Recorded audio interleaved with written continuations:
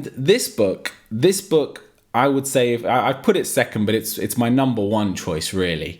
It really explained to me, not about others, but about myself.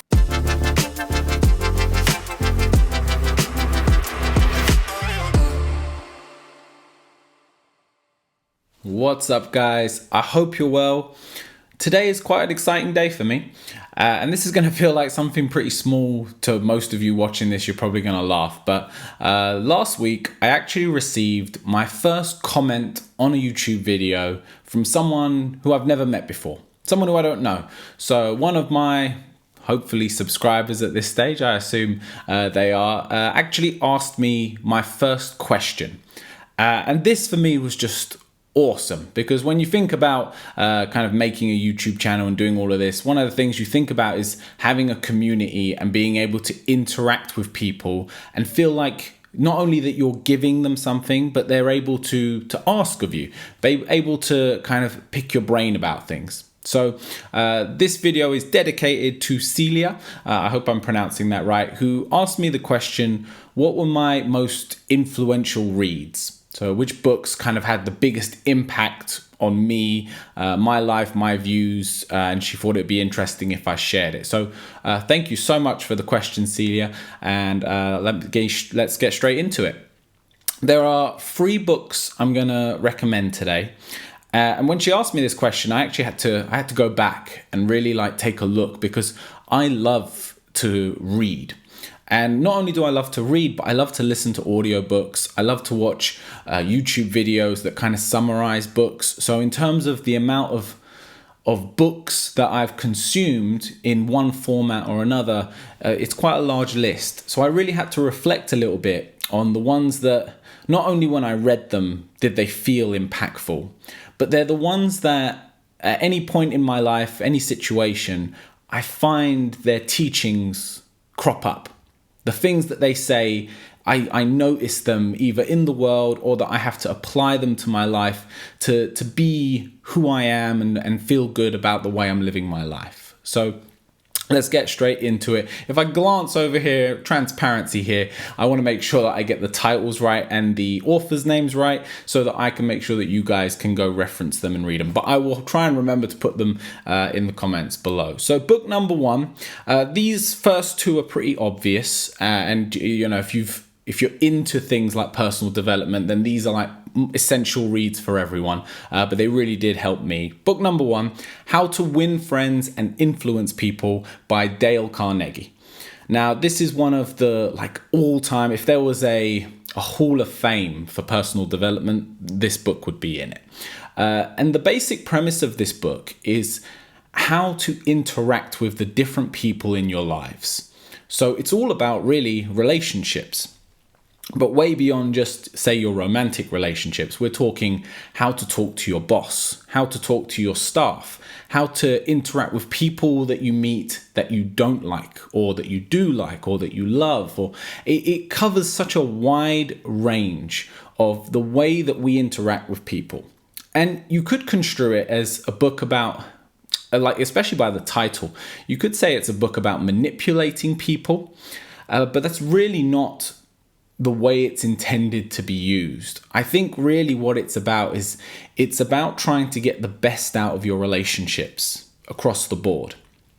And where I found it the most impactful on my life, the most useful, is the way he talks about and the tools that he provided me for dealing with people that, to be quite frank with you, I don't like.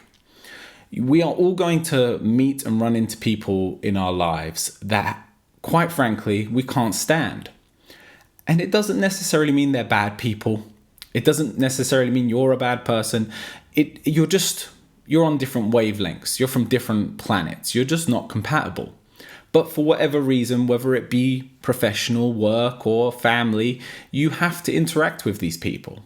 And for your sake, it's good to have tools and information on how to handle those situations. So a highly recommended read for absolutely everybody, because we all have to deal with people. We like to think that we're this solo ship and we kind of go on our own way. But the reality is whatever you do in life, you're going to interact with people in one way or another.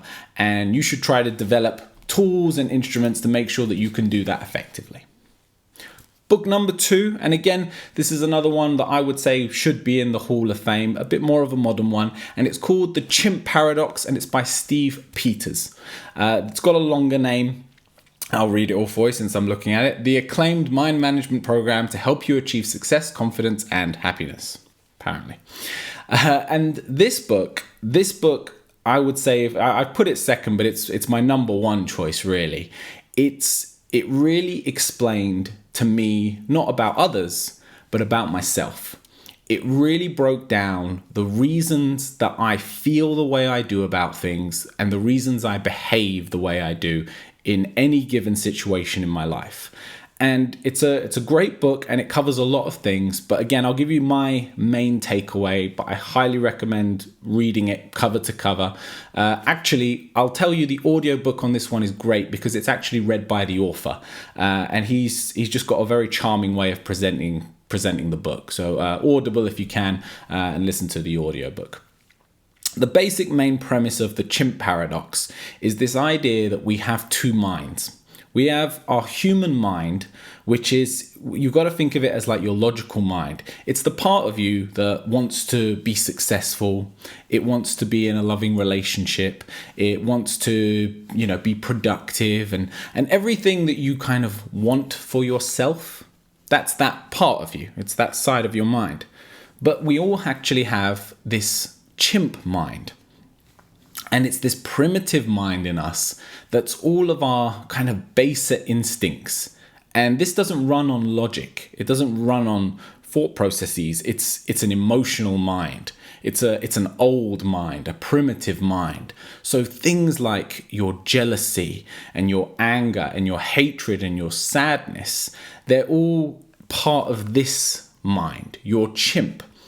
And the way I viewed it, and I don't know if he intended for this, but I saw it as being like similar to your spirit animal. If you're into things like anime, things like a Pokemon, it's this thing that goes around with you and it's part of you. You can't cage it. You can't ignore it. You can't get rid of it. It's with you. It's along the journey all the way. So it's not about learning to, kill your chimp, but it's about learning how to control it. It's about being aware of where and when it presents itself and what you can do to have a handle on those situations when it does so. And it's such a powerful read because there's certain things you do, and then in hindsight you reflect on it, you go, why did I say that? Why did that affect me the way it did? And then you realize that it's this chimp in you that takes over from your logical mind. It literally takes the steering wheel and you just go into this other state that later on you look back and you think that wasn't even me. That felt like someone else. And it's not, but it is, if you see what I mean. So the Chimp Paradox, if you really want to get a handle on the way you treat people and the way you respond and react to things that are going to happen in your life, highly recommended. And for the last one, I intentionally picked this one because it's a bit of a curveball, still very much a self-help book. But when I recommend this to people and they read it, they go, why have you recommended me this book? And the reason that people struggle with it, at least the people I recommend it to, is it's very Americanized. No offense to any of our American viewers, but it's very unapologetic and it's very forward talking and it's a bit polarizing in what it says. So the last book I'm going to recommend for you is The 10X Rule by Grant Cardone. Now, this is really, it's a business book, and the simple premise of this book is outwork all the competition. Outwork everybody. If you can't be smarter than them, if you can't do it better than them, you don't need to, because what you can do, what we're all capable of, regardless of where we are, is our ability to outwork the competition. And it's a little bit of counterculture in the sense that as time has gone on, we've been taught, and rightly so, that we need to learn how to work smarter and not work harder. that this whole grind culture isn't necessarily healthy or good for us. And we need to find things, we talk about work-life balance and, trying to find ways of being effective, how to earn passive income so you can earn money while you sleep, and all of this stuff. And what this book was for me anyway, is it was a tonic. It was a little bit of what I needed at the time, because what all that stuff I just talked about can do at times is it can start to become an excuse for effectively laziness and procrastination. So to avoid that, to stop that from happening, this book really just reminded me that there's actually nothing wrong with working really hard. And if you're passionate about what you're doing and if you enjoy what you're doing, then being able to put, like he puts it, 10x, 10 times the effort in is going to yield you results. And what it was really helpful for is when you're trying to do something that's very new and out of your wheelhouse. So for example, I try not to talk about myself too much anymore in these videos because it's about helping you guys, but I can only talk from my own personal experience. In trying to start this YouTube channel, I know that in this area of YouTube, self-development, etc., there's people like Matt Diavella, Nathaniel Drew, if I'm saying that right, the Better Ideas guy. There's all these people, brilliant production value, great informative videos, and all the rest of it. I don't know if I could ever get to the point with the prime production value to touch what they're doing. And I also don't know necessarily if I wanted to. But what I knew I could do is that I could work. I could produce plenty of content for you guys, 5 videos a week instead of 1. I could get as much information to you for free as possible to try and build a relationship and build something on this platform. And it was this book, which I've read a long time ago, but it's just always stuck with me, that when all else fails and when you can't think of anything else, just put your head down and do the thing. I think Celia's comment actually came off of a video I was talking about. That was actually about information, but the previous video was on spend less time planning, spend more time doing. And this was one of the first books that really introduced that idea that you've got to put in the work. No matter what you want to do, no matter how much you want to think about it and make sure you're doing it right, that's all great and it's all important. But at some point, you just got to put your head down. You just got to make whatever you want to happen by physically manifesting it into your real world. So guys, this has been a bit of a longer video, at least it feels like it has been. I feel like I've rambled a bit. But those are free books I really recommend reading or listening to in audiobook format. In fact, I would say that all 3 of those, with the exception of the first one, I've listened to more than I have read.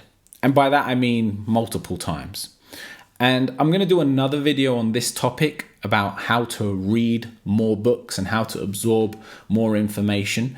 But with these 3 books in particular, I do really recommend a start to finish listen and or read. They're quite compelling, so I like to think that that's going to happen for you anyway.